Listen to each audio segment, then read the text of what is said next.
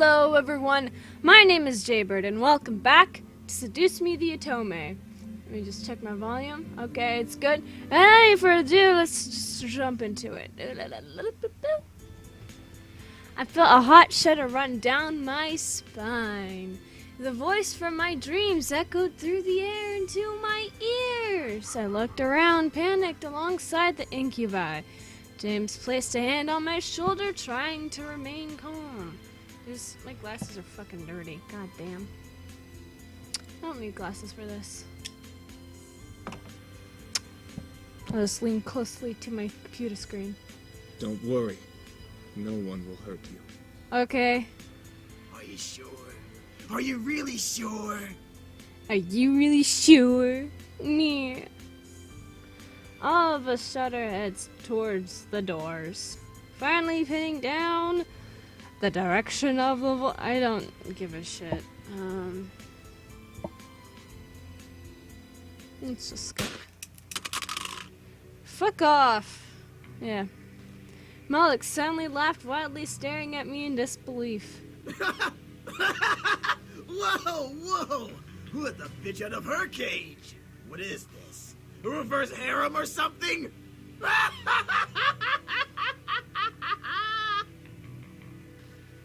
Yes. Yes, it is. What, you want to join or something? Malix grinned at me evilly, walking close to me. Oh, duck.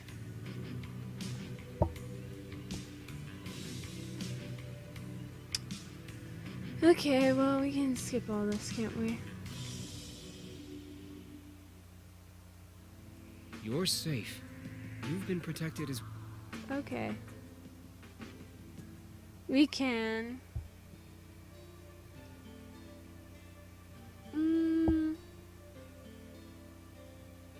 Let's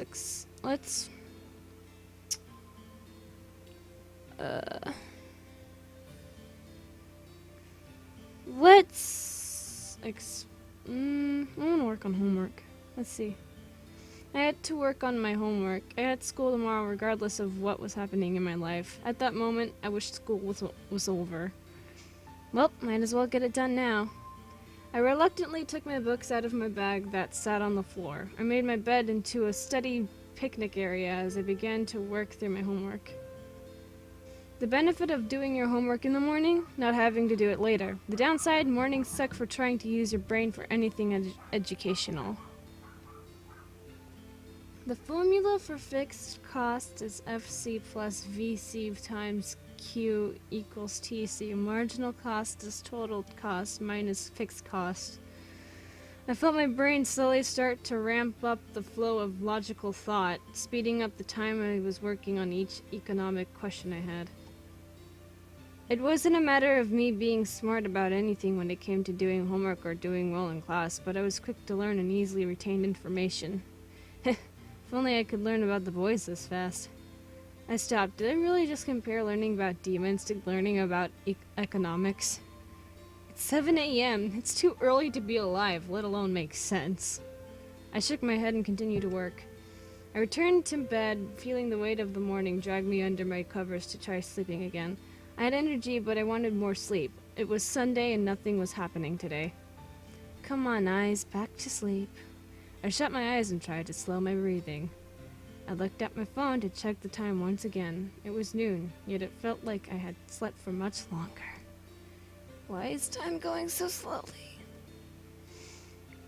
I sighed, got changed into normal clothes, and went out to the mirror. Sundays are very boring.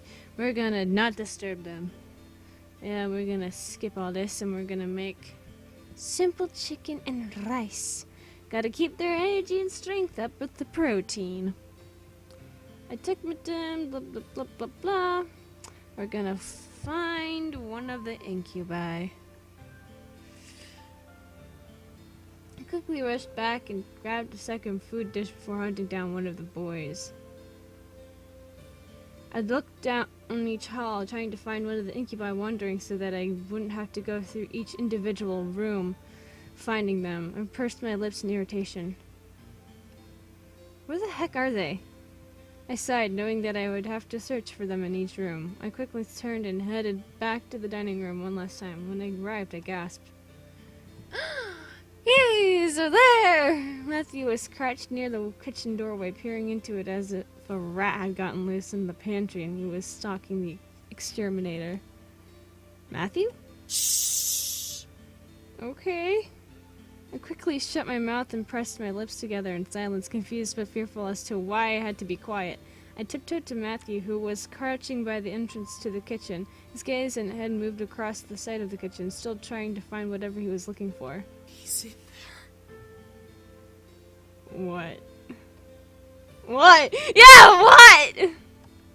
Matthew's face was seriously fearful and intense. Who was freaking him out this much?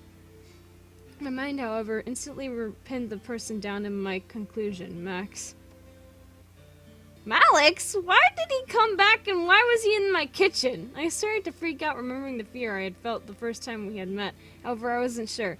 Where were the others if it was Malix? I lost sight of him, but I quickly found him and cornered him in there. I know he's in there.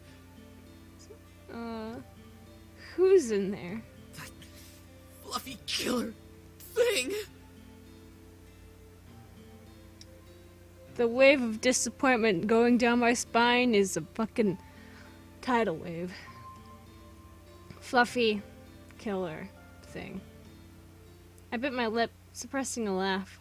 Once I swallowed my laughter down, I let out a sigh. You mean your cute bunny doll? Yeah, that thing. Wait, it's not cute? Yes it is! Shut up! Matthew instantly regretted not whispering and covered his mouth, but I could not help but giggle. What's he doing in the kitchen? Matthew turned to me with an expression of utmost seriousness. Something told me that what he said would be cute and funny, but I decided to bite my tongue gently to not laugh no matter what. I don't know. I failed to keep hold of myself and started to giggle again. The thought of a doll doing anything but sitting there made me giggle. Matthew tried to hush me, waving his arms frantically to keep me quiet. Matthew, Simon's a doll. It can't do anything. Did I fucking name it Simon? You named him? Yeah, did I? What? Of course. Simon Tabby. Cute, isn't it? Simon Tabby. When the fuck did I name him? You and me both, Matthew. You named him? Yeah.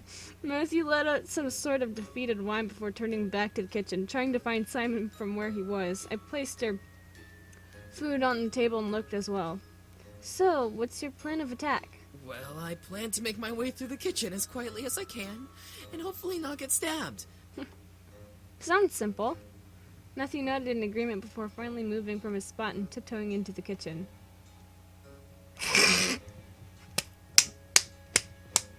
That was glorious! I love that! I stood there unsure of whether or not I should follow suit. Join the hunt. We're gonna join the hunt, of course. I didn't know why I was up for this, but I followed along. The small, adventurous side of me was very happy with my decision, but another side of me was questioning me, asking me why I did that. Matthew slowly walked through the kitchen, scanning the cupboards and surfaces with a meticulous glare. It was both amusing and slightly frightening to see how serious he could be. Do all of your toys get out of control like this? No, it's just this one. I don't know why. All my other toys are okay. Other toys? Matthew nodded, stopping his search to look at me. That's what I do. Make toys. I made them for my mother all the time back in the Abyssal Plains, to help her cope with her position. Ah, I see. Her position? She's the fourth wife of my birth father. Each of us have a different mother, and all of them, except for Damien's, are queens. My mom, though, hates sharing, so I distracted her with toys. I didn't know what to say. A demon with multiple wives seems natural, but I guess because I was human, I felt the twinge of disgust run through my veins nonetheless. Still, it was adorable how Matthew tried to cheer his mom up with his abilities. I was then suddenly reminded of my grandfather and how he made toys all the time for kids. Matthew's power to make small toys instantly would have been so useful to my grandfather. I shook my head and began to search for Simon again. Let's keep looking for Simon. Matthew nodded before joining in. I felt like I was in a comedy mystery, looking for a child's toy instead of a murder weapon. Come on out, creepy thing.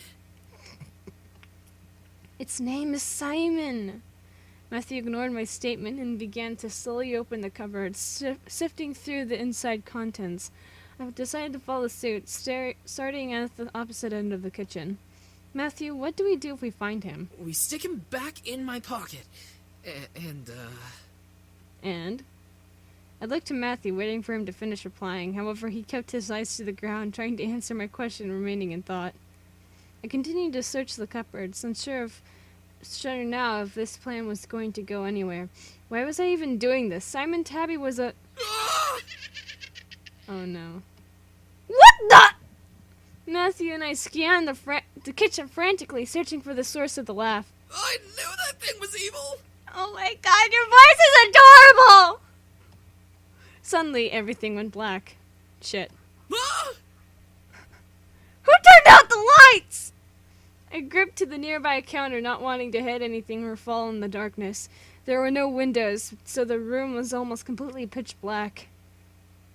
I could hear skittering across the floor like a rat rushing to escape with its cheese in mouth. I instantly jumped in fear before suddenly being pushed to the ground. Ah! Watch out! Shit, I'm dying. I felt myself hit the ground with a body over top of me. Oh man, two hands were slammed beside my head onto the tile floor, stopping the person above me from crushing me. Hey, are you okay? You're in a compromising position, Matthew. Matthew? Yeah, I am. I stared up at Matthew, letting the situation sink in. We were looking for a doll, and now we were on the ground. What broke my thoughts was a flash of gold running across Matthew's eyes. I could feel heat radiate from his body, but the air was tense, and his body was almost shaky. Matthew, are you okay?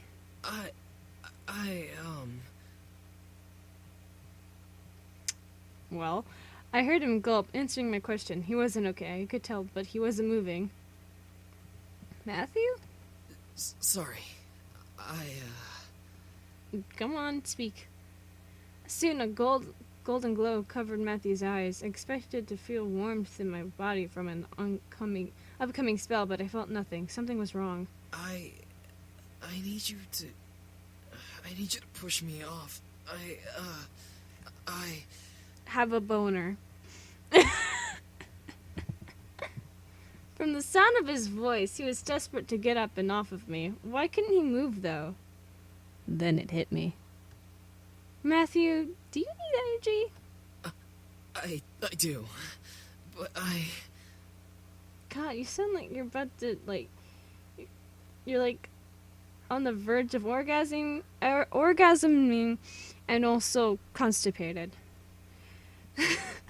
Matthew shut his eyes to try to hide his golden gaze from me. He didn't want to take my energy? Why? Was he ashamed to? Am I just too ugly? We're gonna kiss him. 'Cause obviously that's what we're supposed to do. If he needed energy, I was willing to give it. I wish it was, we could see something.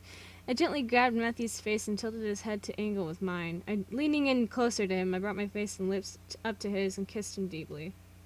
I didn't know if this would help, but it was how he got energy before. I shut my eyes, waiting for the draining feeling to reappear in my body. Matthew didn't move, nor did I feel energy drain from me. I opened my eyes and saw Matthew staring wide-eyed at me, but unmoving. He was unsure of what to do, and I had silenced him in confusion. I pulled away and spoke. I want to give you some of my energy. You've used a lot of it, and I'm sure that the energy you took from me was only used for healing. Let me help you. I don't. Dude, you sound like... Dude, you need to go to the bathroom. God. Matthew, if you don't want my energy, just tell me, but I'm offering it to you if you do. All of a sudden, I felt that familiar feeling of warmth run through my body once again. I felt my body slightly heat up as Matthew wrapped an arm around my body and pulled my body tighter to his.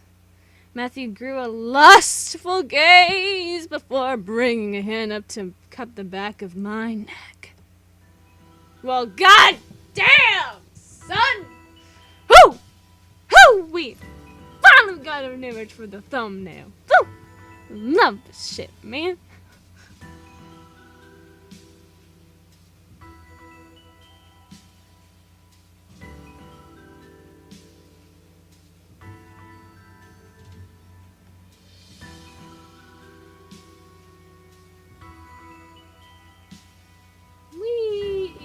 I love taking screenshots of shit. Before I knew it, Matthew pulled me into a gentle but passionate kiss. Heat erupted through my body as his kiss slowly and almost timidly got deeper. Matthew kept an arm around my waist while I rested my hands on his chest. The energy from my body was slowly draining in the kiss, making me feel light and warm. It was almost pitiful how comfortable and how willing I was in this situation. Still, I held no regrets. I was enjoying every bit of this kiss. Matthew was full of surprises. As childish as he was, he definitely was proving to be a man while he was kissing me. Matthew wasn't forceful, but his kiss was deep and passionate. It felt almost magical. It was how I imagined the first kiss to be like, except with energy drain. Soon, though, the energy drain stopped and Matthew gently pulled his face away to end the kiss. I stared up at him, and as we both panted for air, I had never kissed like that before, and I was so lost in the moment that I had forgotten how to breathe.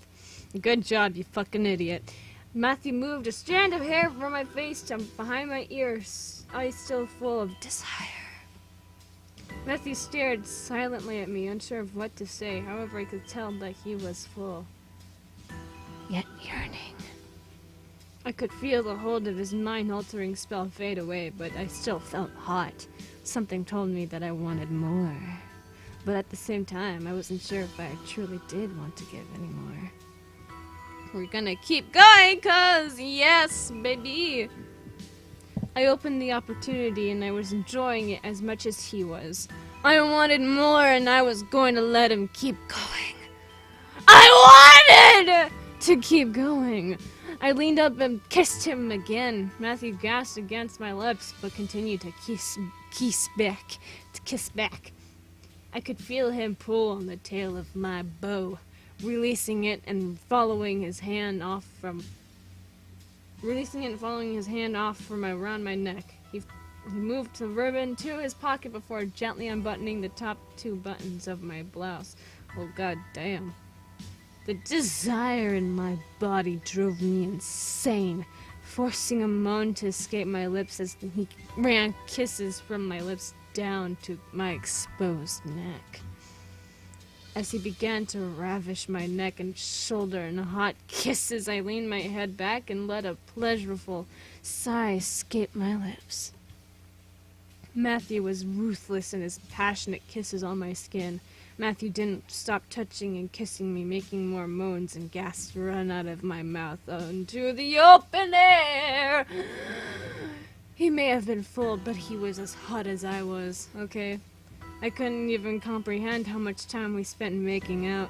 I was lost in a pleasure that I didn't care.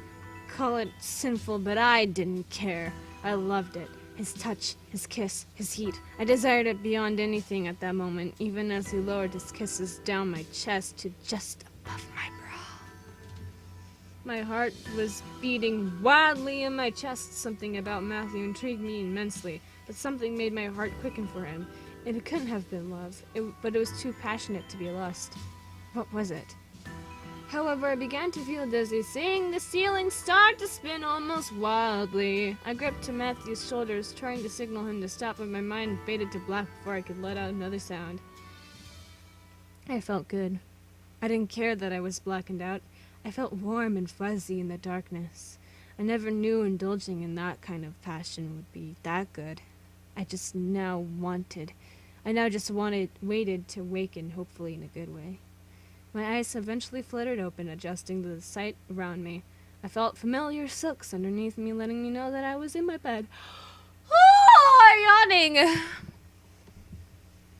I slowly sat up, stretching from the tiredness that still lingered. I felt a very soft pain on my neck and shoulders, and I could feel my swollen lips pulse gently in healing. However, when I looked down at my body, I saw that my shirt had been pulled back up and rebuttoned as if nothing happened between me and Matthew. I was just missing my ribbon. But of course, before I turned to get out of bed, though, I spotted my ribbon on the pillow beside the note, the one I slept on. It was tied around Simon Tabby. Oh my god. And a nice bow. It was tied around Simon Tabby with a nice bow with a small note attached to it. I gently slipped the note from the tie and opened it to read it. I'm really, really, really sorry. I didn't mean for it to go that far. Please forgive me? Okay. Sure. I forgive you. Also, I'm surprised you didn't say anything about Simon Tabby, but okay. I stared at the note, letting a small smile grace my lips. He went too far. I enjoyed it a lot.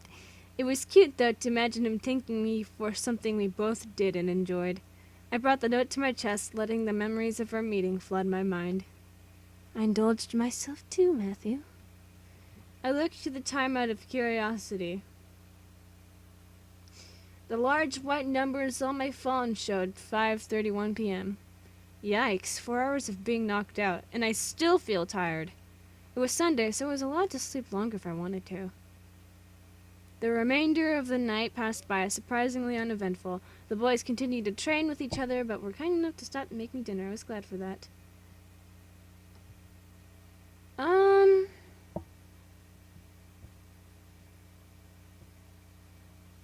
Wait. I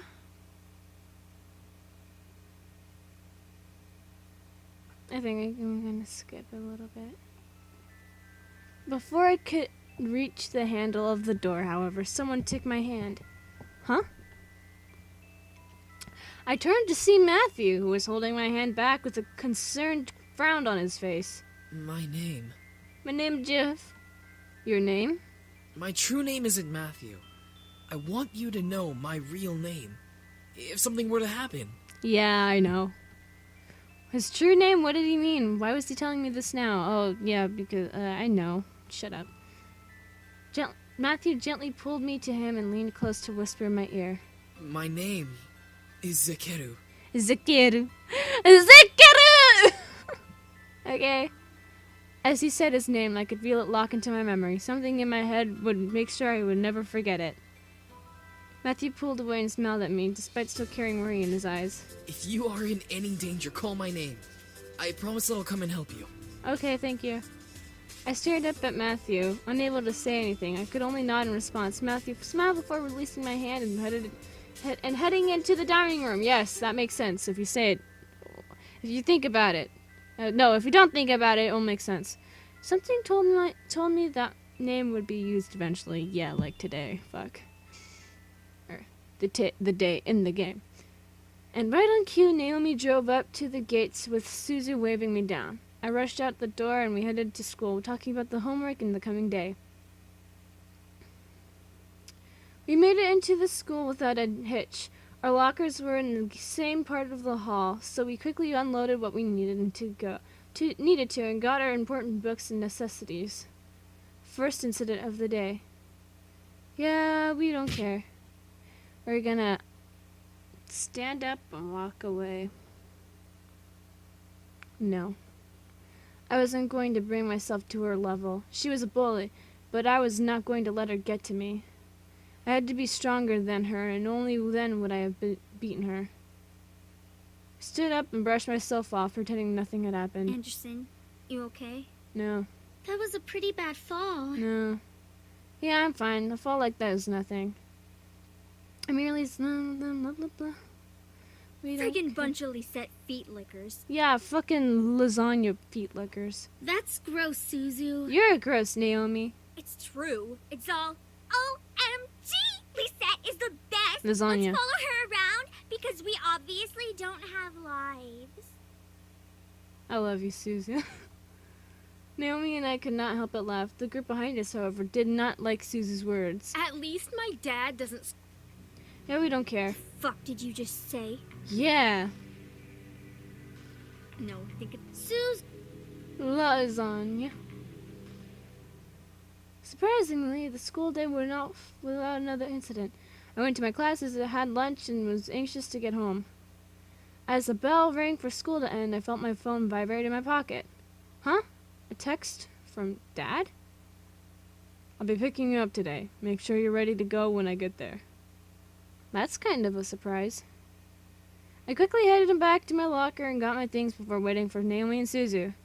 Hey, are you ready? Yeah, but Really? We'll drive home.